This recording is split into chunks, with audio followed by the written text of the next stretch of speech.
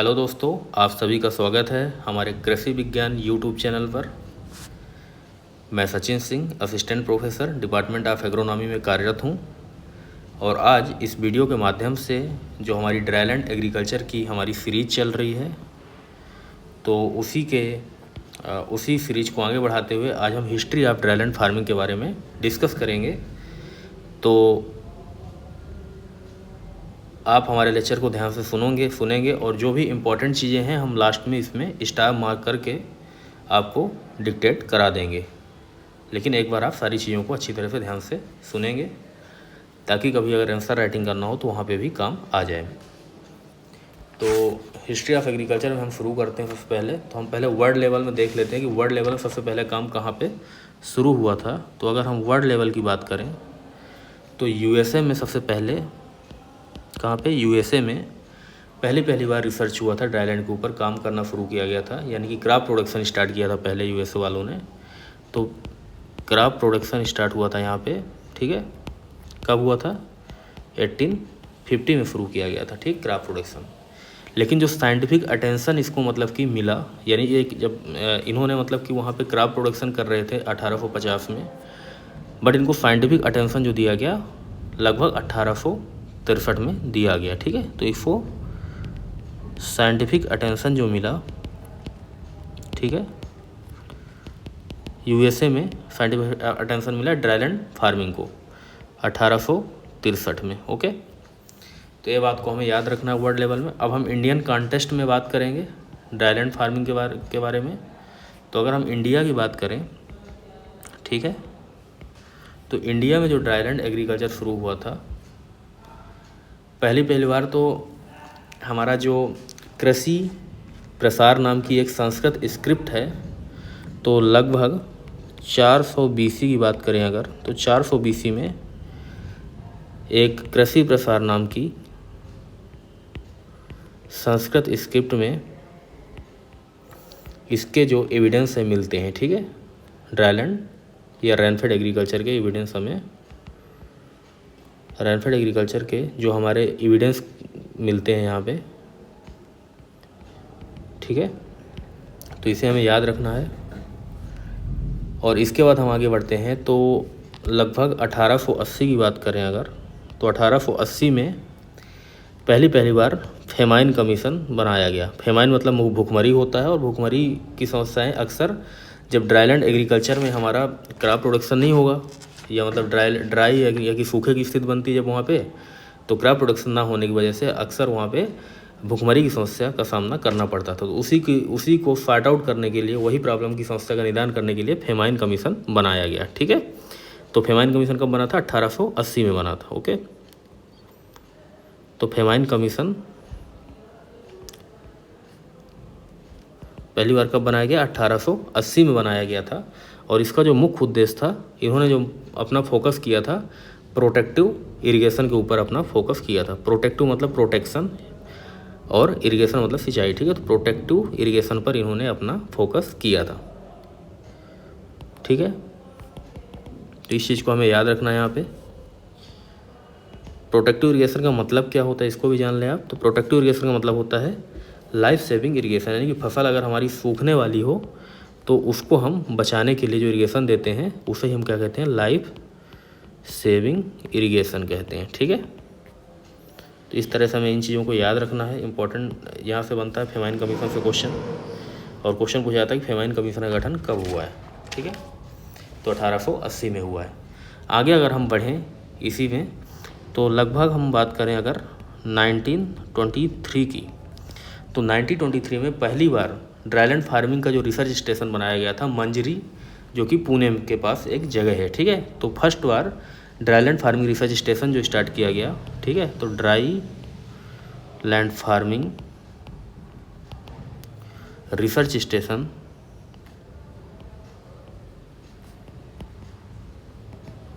ठीक है, पहली बार कहाँ बनाया गया था? मंजरी में, ठीक है। मंजरी एक जगह है जो कि कहाँ पे है? पुणे में स्थित है, ठीक है। और एक किसके द्वारा मतलब शुरू किया गया था? तो इसके साइंटिस्ट हैं जो कि जिनका नाम है तमहाने, ठीक है। तो इसको याद रखना है, तमहाने नाम के साइंटिस्ट ने,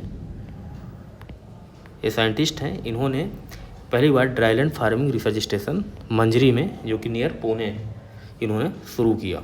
ओके, नेक्स्ट अगर हम आगे बढ़ें तो लगभग 1933 की बात की जाए, ठीक है, तो 1933 में रिसर्च स्टेशन इस्टेब्लिश किया गया था ड्राईलैंड फार्मिंग से रिलेटेड। अगला जो हमारा मतलब ड्राईलैंड फार्मिंग का यही रिसर्च स्टेशन जो था, ड्राईलैंड फार्मिंग से रिलेटेड जो रिसर्च स्टेशंस थे लगभग 4 बार डेवलप किए गए। तो 1933 में जो ड्राईलैंड फार्मिंग रिसर्च स्टेशन जो कि कहाँ पे डेवलप हुआ था, बीजापुर और सोलापुर में, ठीक है, तो इसे याद रखना कि बीजापुर एंड सोलापुर में again dryland farming research station develop किया गया 1933 में।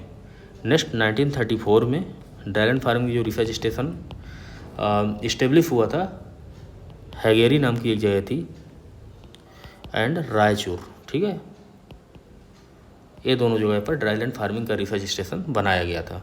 इसका 1935 की बात करें अगर, तो 1935 में यही dryland farming research station Rohtak, यानी हरियाणा के में एक रोहतक डिस्ट्रिक्ट है, वहाँ पर इस्टेब्लिश किया गया। तो इस तरह से ड्राईलैंड फार्मिंग रिसर्च स्टेशन लगभग 4 बार बनाए गए थे, 1923 में, फिर इसको 1933 में, फिर 1934 में, 1935 में। यहाँ पर ये पहला वाला ही इम्पोर्टेंट है, ठीक है। तो इससे क्वेश्चन पूछा जाता है कि कब इस्टेब्लिश किया गया था first time dryland farming research station. तो 1923 में किया गया था और मंजरी में किया गया था, जो कि नियर पुणे है, मतलब पुणे के पास में एक जगह है, और तम्हाने द्वारा शुरू किया गया था इसे। मैं आशा करता हूँ यहाँ तक सारी बातें आपको समझ में आ रही होंगी स्टेप बाय स्टेप। नेक्स्ट आगे अगर हम बढ़ें तो 1944 की बात करें अगर, 1944 में क्या हुआ था कि मोनोग्राफ ऑन ड्राईलैंड फार्मिंग एक बुक है, ठीक है, इस बुक को लिखा गया था डॉक्टर NB कनितकार के द्वारा, ठीक है। तो मोनोग्राफ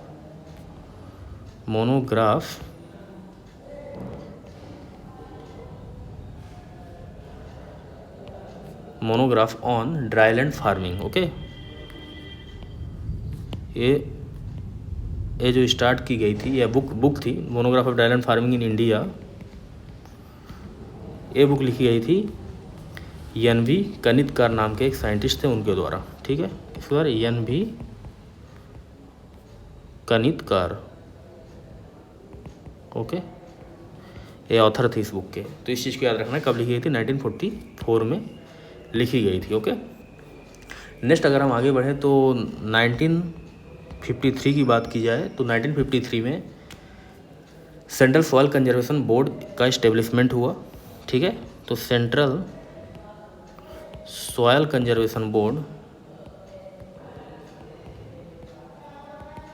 बोर्ड इस्टेब्लिश किया गया था, ठीक है। तो इस चीज़ को याद रखना है। आगे बढ़ते हैं 1955 में। तो 55 में जब रिसर्च को इस तरह से हमने आगे बढ़ाते गए, कुछ बोर्ड बनाए ताकि हम ड्राईलैंड फार्मिंग का कुछ मतलब ड्राईलैंड एरिया का डेवलप कर पाएँ, रेनफेड एग्रीकल्चर का डेवलप कर पाएँ, वहाँ जो फेमाइंस की प्रॉब्लम्स थी उसको फाइंड आउट कर पाएँ। तो इसी तरह से ड्राईलैंड फार्मिंग को अब इन्होंने कुछ चीज़ें मतलब कि यहाँ पे जैसे सपोज दैट कुछ नई टेक्नोलॉजीज, कुछ वेराइटीज़, ऐसी चीज़ों को डेवलप किया। तो इसको डिमोस्ट्रेशन करना पड़ेगा। तो ड्राईलैंड फार्मिंग डिमोस्ट्रेशन सेंटर जो था, ड्राईलैंड फार्मिंग डिमोस्ट्रेशन सेंटर,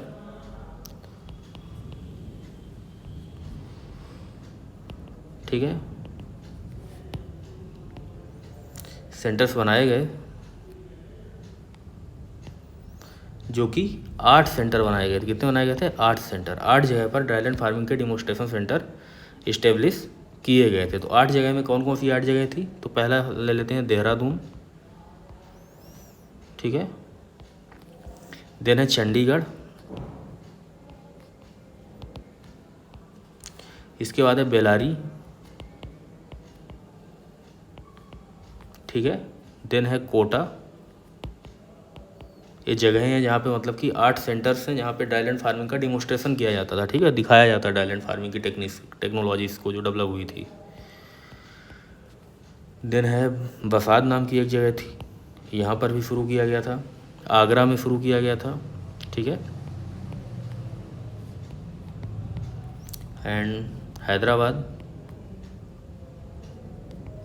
ठीक है, और ऊटी नाम की एक जगह थी, ऊटी में, ठीक है। इन 8 जगह पर जो डेमोस्ट्रेशन सेंटर्स थे हमारे ड्राईलैंड फार्मिंग से रिलेटेड 1955 में बनाए गए थे, ठीक है। इसके बाद आगे बढ़ते हैं। तो 1959 की बात की जाए तो 1959 में कजरी बनाया गया था, CAZRI। तो मैं आशा करता हूँ आपको सबको पता होगा इसका फुल फॉर्म क्या है, जो कि कहाँ पे है, जोधपुर में, राजस्थान में स्थित है, ठीक है, कजरी। और इसका फुल फॉर्म क्या होता है, central arid zone research institute, ठीक है। एरिड जोन यानी कि एरिड एरिया में यहाँ पे रिसर्च होता है इस रिसर्च सेंटर में। तो इसका हमें याद रखना है कि कहाँ पे है इस्टेब्लिशमेंट और कब इस्टेब्लिशमेंट हुआ था इसका, ठीक है। नेक्स्ट हम चलते हैं 1962 की बात करते हैं अब। तो 1962 में IGFRI यानी Indian grassland and fodder research institute establish किया गया। और कहाँ पर किया गया, एट झांसी, ठीक है, ठीक है, झांसी पर इस्टेब्लिश किया गया था, ठीक है। एक मिनट। और तो इसको याद रखना है, इसका फुल फॉर्म याद रखना हमें कि Indian grassland and fodder research institute कहाँ पे है, झांसी, उत्तर प्रदेश में, ठीक है।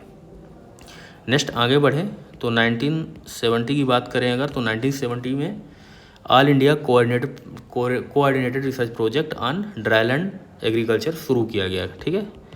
AICRP यानी एक ऑल इंडिया लेवल में रिसर्च प्रोजेक्ट होते थे जो कि ड्राईलैंड एग्रीकल्चर के ऊपर शुरू हुआ था 1970 में, ठीक है।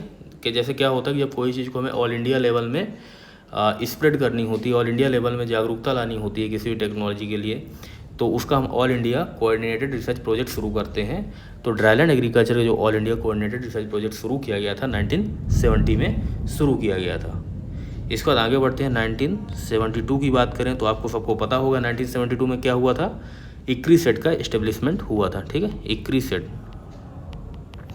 ठीक है। तो इसको याद रखना हो, जो कहाँ पे है, हैदराबाद में,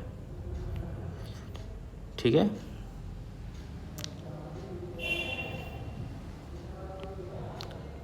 हैदराबाद ICRISAT, ओके। और जो कि कहाँ पे पड़ता है, तेलंगाना में, ठीक है। इसका फुल फॉर्म पता होना चाहिए, ICRISAT क्या होता है, इंटरनेशनल क्रॉप रिसर्च इंस्टीट्यूट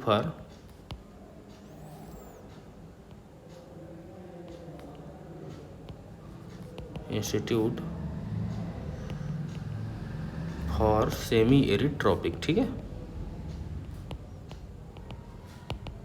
यहाँ से भी क्वेश्चन बहुत पूछा जाता है, बहुत इंपॉर्टेंट क्वेश्चन यहाँ पे बनता है, ठीक है। इसको याद रखना है, इसका नाम, इसके जगह का नाम, इसका फुल फॉर्म, सारी चीज़ें पता होना चाहिए। इंटरनेशनल एकमात्र इंस्टीट्यूट है जो कि इंडिया में है।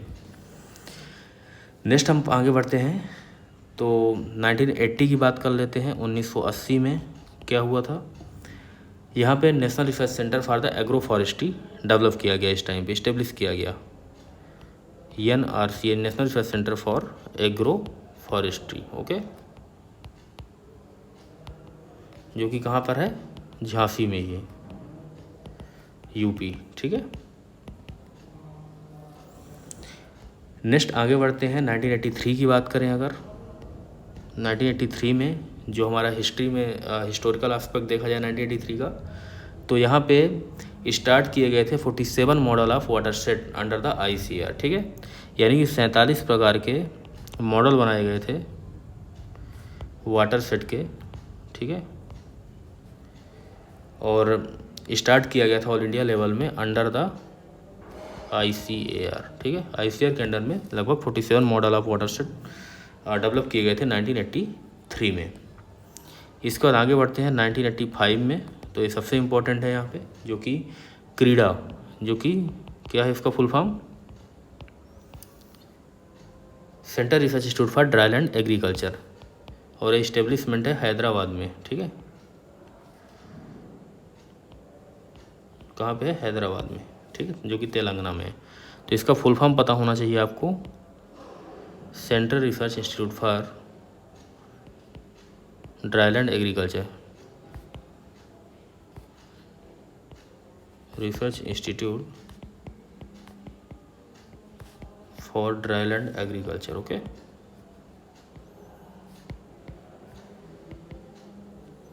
तो इसे याद रखना हमें, अच्छी तरह से याद होना चाहिए क्रीडा का फुल फॉर्म।